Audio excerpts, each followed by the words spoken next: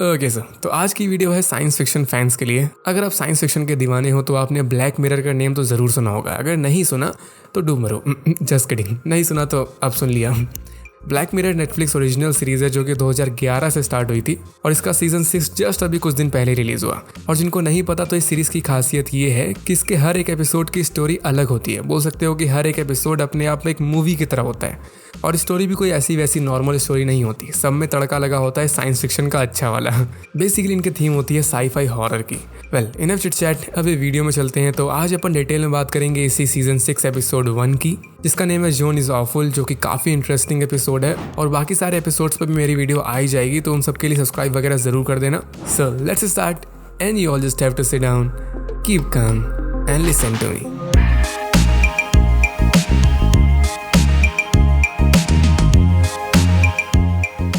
तो episode start होता है एक लेडी को दिखाते हुए जिसका नेम होता है जोन। अपने को सिंपली इसकी डेली लाइफ रूटीन दिखाते हैं कि ये क्या क्या करती है। जैसे सबसे पहले सो के उठती है, ऑब्वियसली कुछ खाती पीती है, फिर इसका एक बॉयफ्रेंड होता है क्रिश, तो ये उससे बाय बोलती है और फिर निकल जाती है अपनी जॉब पे, बोले तो अपने ऑफिस, जहाँ पर अपने को दिखाते हैं कि इसको ना चाहते हुए भी एक लेडी को फायर करना पड़ता है क्योंकि इसको ऊपर से ऑर्डर आया था। इस चीज़ से वो लेडी तो बहुत ज़्यादा गुस्सा होती है, लेकिन ये भी सैड थी बट कुछ कर नहीं सकती थी। यहाँ तक इतने सीन्स देख के अपने को एक चीज़ क्लियर हो जाती है कि जोन की लाइफ ये काइंड ऑफ परफेक्ट लाइफ जैसी होती है। इसके पास रेपुटेटेड जॉब होती है, फाइनेंशियल फ्रीडम होती है, लविंग बॉयफ्रेंड भी होता है एंड मोस्ट इंपॉर्टेंट ये हैप्पी काइंड ऑफ पर्सन होती है। तो हाँ, परफेक्ट लाइफ। और उसका नेचर भी कोई बुरा नहीं होता है, सबसे अच्छे से बात करती है। लेकिन यहाँ से चीज़ें थोड़ी डिफरेंट होना स्टार्ट होती हैं। सबसे पहले ये थेरेपी सेशन में जाती है जहाँ पर ये वही सब बोलती है कि इसकी लाइफ अच्छी चल रही है, सब कुछ मस्त चल रहा है। लेकिन फिर ये अपनी पिछली रिलेशनशिप बीच में ले आती है जहाँ पर इसका एक एक्स था, ओल्ड बॉयफ्रेंड मैक। तो ये बोलती है कि उसके साथ इसको ज़्यादा अच्छा लगता था, इसकी पर्सनल एंड प्रोफेशनल लाइफ उस टाइम ज़्यादा अच्छी थी। ब्रा। और ये एक चीज़ और बोलती है कि ये अपने आप को शीशे में जब देखती है तो इसको ऐसा लगता है कि ये कोई और है, ये अपनी लाइफ की मेन कैरेक्टर नहीं है, ऐसा इसको लगता है। इस डायलॉग को याद रखना क्योंकि बस यही मेन प्लॉट है इस एपिसोड में, और कुछ नहीं है। वेल, यहाँ से ये जाती है अपने ओल्ड बॉयफ्रेंड से मिलने। वो इसको दिन भर से मैसेज कर रहा था, परेशान कर रहा था, तो ये सोचती है कि चलो एक बार मिल ही लेते हैं। तो ये वहाँ जाती है, उससे बातें शातें करती है, लेकिन थोड़ी बहुत गुफ्तगू के बाद दोनों वो करते हैं जो इनको नहीं करना चाहिए था। It's a red flag. हालांकि जोन लास्ट में ये बोल के वहाँ से भागती है कि एक गलती थी, ये क्रिश को नहीं छोड़ सकती अपने करंट बॉयफ्रेंड को। Okay, green flag. नॉब जब भी घर वापस जाती है और ये और क्रिश साथ में बैठते हैं और डिसाइड करते हैं कि चलो कोई सीरीज़ देखते हैं। ये ओपन करते हैं स्ट्रीमबेरी, जो कि बेसिकली नेटफ्लिक्स होता है। टुडुम वाली आवाज़ भी आती है इसमें, सब कुछ सेम होता है, बस इस शो के लिए इसका नेम चेंज कर दिया गया है। यहाँ पर जितने भी शोज़ दिखाए जाते हैं अपने को स्ट्रीमबेरी में, जो स्ट्रीम हो रहे होते हैं, ये सब पास्ट में दिखाए गए ब्लैक मिरर के किसी ना किसी एक एपिसोड का रेफरेंस है।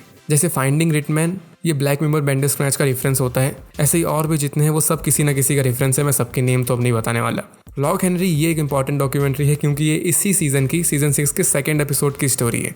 इस पर मेरी वीडियो आ गई होगी या फिर आ ही जाएगी। नाउ अब इन दोनों के सामने इसी स्ट्रीमबेरी में एक न्यू सीरीज आती है जिसका नेम होता है जोन इज ऑफुल, जो कि अपनी मेन लीड का भी नेम है।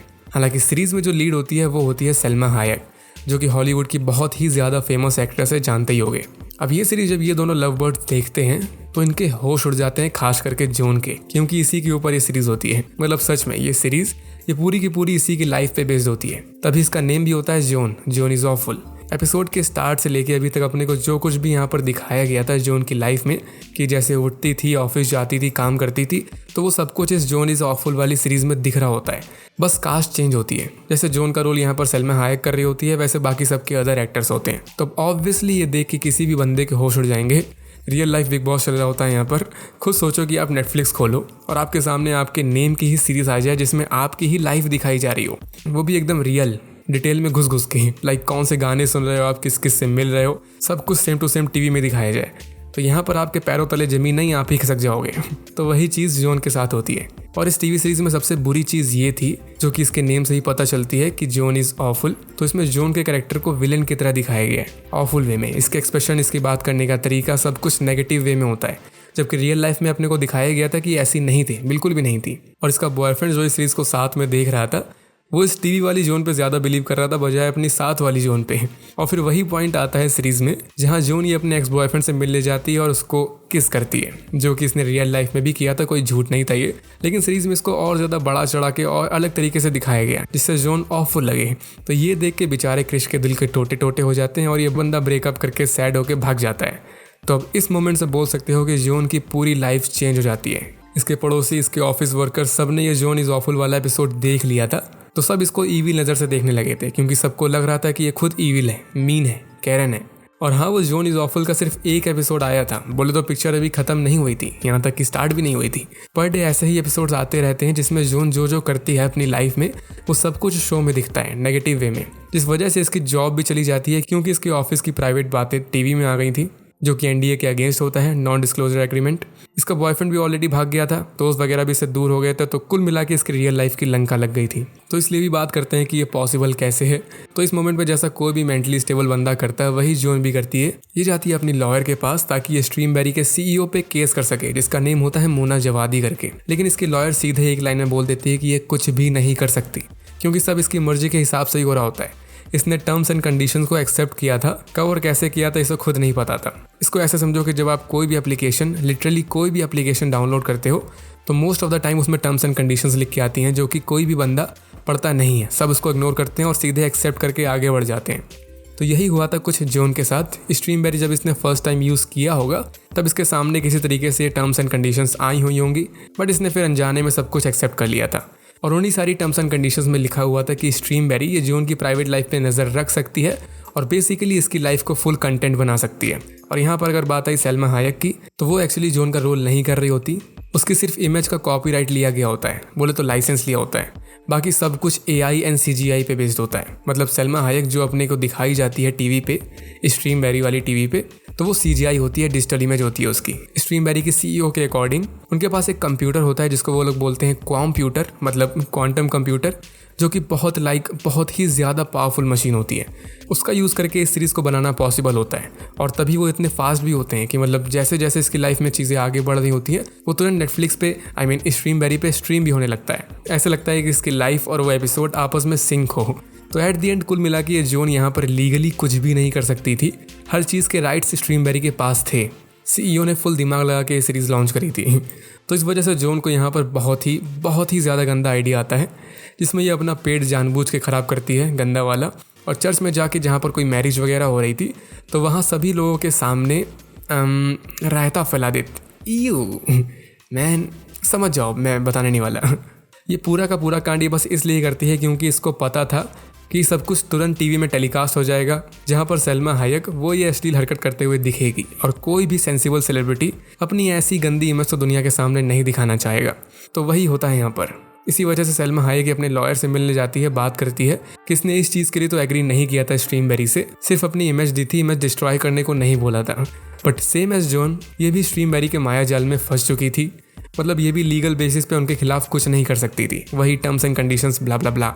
तो ये जाती है पर्सनली जॉन से मिलने, उसको गरियाने, क्योंकि एक तरीके से उसी ने इसकी इमेज खराब करी थी। बट एट दी एंड ये दोनों बेस्ट बडीज बन जाते हैं। और यहाँ पर एक मस्त वाला जोक आता है, जहाँ सैल्मा हायक ये बोलती है कि जितना ये लोग मेरी इमेज का यूज़ कर रहे हैं, उतना तो इसको पे भी नहीं कर रहे।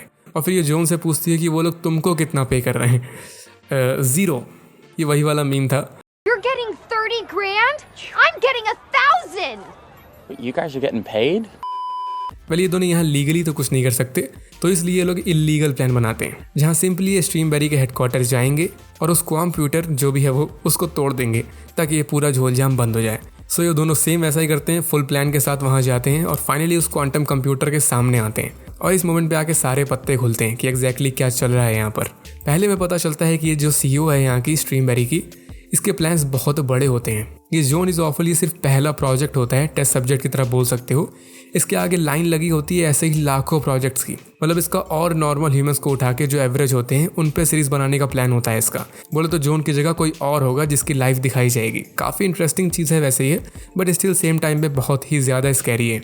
और ये CEO इस चीज़ का जवाब भी देती है कि आखिर ये लोगों को ऑफुल वे में क्यों दिखाना चाहती है, मतलब कैरेक्टर को सिर्फ नेगेटिव वे में ही क्यों दिखाना चाहती है। तो इन लोगों ने पहले पॉजिटिविटी का भी टेस्ट किया था, जहाँ पर कैरेक्टर को अच्छे वे में दिखाया जाता था, बट लोगों को वो चीज़ ज़्यादा पसंद नहीं आई थी। बट जब इन्होंने जॉन इज ऑफुल रिलीज़ करी तो उससे तुरंत ऑडियंस इंक्रीज हो गई। इससे यहाँ पर प्रूफ होता है कि लोग पॉजिटिविटी से ज़्यादा नेगेटिविटी की तरफ अट्रैक्ट होते हैं, जो कि सच है। इसी वजह से तो लोगों को आजकल हीरो से ज़्यादा विलेंस पसंद आ रहे हैं। खैर, यहाँ एक और ट्विस्ट निकल के आता है। एक बंदा होता है बैपे करके, तो ये बताता है कि ये जो जॉन अपने को स्टार्ट से दिखाई जा रही है, तो ये भी रियल जॉन नहीं होती, ये भी सेम सैल्मा हायक की तरह फेक जॉन होती है। जो कि रियल जोन को पोर्ट्रे कर रही होती है। बोलो तो यहाँ पर ये दोनों फेक ही जोन होते हैं।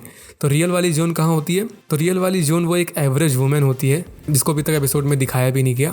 वैपे बोलता है कि अपन एक AI जनरेटेड वर्ड में है, जिसको ये फिक्टिव लेवल 1 बोलते हैं। बोले तो ये पूरी जगह जो है, ये पूरा वर्ड, ये एक इमेजिनेटिव वर्ड होता है जो सिर्फ एक पर्पस के लिए बनी है, स्ट्रीमबेरी पे स्ट्रीम होने के लिए। यहाँ पर जितने भी कैरेक्टर्स होते हैं ये सब क्वांटम कंप्यूटर के द्वारा बनाए गए होते हैं। बस यहाँ पर इन सब के जो फेस होते हैं वो रियल वर्ल्ड वाले एक्टर्स या एक्ट्रेस के होते हैं। जैसे बेपे, इसका भी फेस एक रियल वर्ल्ड वाले एक्टर का ही होता है, उसने अपना फेस लाइसेंस किया होता है। तो ये क्वांटम कंप्यूटर ये एक तरीके से यहाँ पर मल्टीवर्स क्रिएट करता है और रियल लाइफ से इमेजेस उठा के एक प्रॉपर न्यू CGI वाली दुनिया क्रिएट कर देता है, फिक्शनल वर्ल्ड। और आगे जाके जब जोन पूछती भी है CEO से कि ऐसे कैसे पॉसिबल है, ये कंप्यूटर काम कैसे करता है एग्जैक्टली, तो CEO को भी कोई आइडिया नहीं होता। उसके हिसाब से ये सब मैजिक होता है। टाइम ट्रैवल से ज़्यादा कंफ्यूजिंग चीज़ है ये, बट ऐसे समझो कि यहाँ पर 3 जोन है। सबसे पहली वाली जोन जो रियल जोन है, एक मॉडर्न एवरेज वुमेन। उसके वर्ड में एनी मर्फी जो एक एक्ट्रेस है, उसने अपनी इमेज को स्ट्रीमबेरी को बेच दिया, तो वो बन गई वहाँ पर सेकेंड जोन, जिसको अपन थ्रू आउट द सीरीज देखते आ रहे थे। और यहाँ पर जाके क्रिएट हो गया फिक्टिव लेवल 1। फिर इसी फिक्टिव लेवल 1 में अपने को सैल्मा हायक, इसने अपनी इमेज को जाके स्ट्रीमबेरी को बेच दिया, तो ऐसे सैल्मा हायक बन गई थर्ड जोन और क्रिएट हो गया फिक्टिव लेवल 2। और ऐसे ही करके फोर्थ जोन बनी और ना जाने कितनी होंगी, और सेम तरीके से ना जाने कितने फिक्टिव लेवल्स होंगे यहाँ पर। बट जितनी भी जोन यहाँ पर होती हैं और जितनी भी दुनिया है यहाँ पर इमेजिनेटिव वाली, वो सब कुछ फेक होती है। मेन जोन सिर्फ एक ही है, मेन दुनिया सिर्फ एक ही है, बाकी सब कुछ यहाँ पर फेक है। और हाँ, क्वांटम कंप्यूटर की वजह से ही इन इमेजिनेटिव वाले कैरेक्टर्स को इनकी रियलिटी पता नहीं होती कि आखिर ये हैं कौन, क्या सच है क्या झूठ, वही सारी चीज़। अब यहाँ ज़्यादा सोचने की वैसे ज़रूरत भी नहीं है, क्योंकि खुद एपिसोड के एक्टर्स को घंटा को समझ में नहीं आया, और इसी वजह से सीरीज़ में भी इसको एक ही चीज़ में एक्सप्लेन किया गया है, इट्स मैजिक। मैजिक में सब कुछ पॉसिबल होता है तो पता ही होगा। लास्ट में जोन ही उस क्वांटम कंप्यूटर को डिस्ट्रॉय कर देती है, और ऐसा करते ही यहाँ पर जितने भी फिक्टिव लेवल्स थे, इमेजिनेटिव वर्ड्स थे जो स्ट्रीमबेरी पे स्ट्रीम हो रहे थे, वो सब के सब भी डिस्ट्रॉय हो जाते हैं। यहाँ पर जाके अपने को रियल वाली जोन देखने को मिलती है, जो मशीन डिस्ट्रॉय करते हुए दिखती है।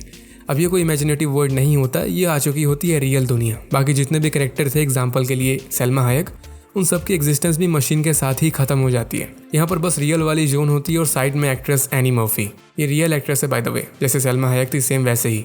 और फिर बस ये दोनों हंसी खुशी यहाँ पर अरेस्ट हो जाते हैं, और कुल मिला के स्ट्रीमबेरी का पूरा धंधा बंद हो जाता है, और काइंड ऑफ हैप्पी एंडिंग भी हो जाती है। लास्ट में अपने को बस यहाँ पर यही दिखाते हैं कि रियल लाइफ में अब यहाँ पर कोई स्ट्रीमबेरी वाली टीवी वाली लाइफ नहीं होती, सब कुछ रियल होता है।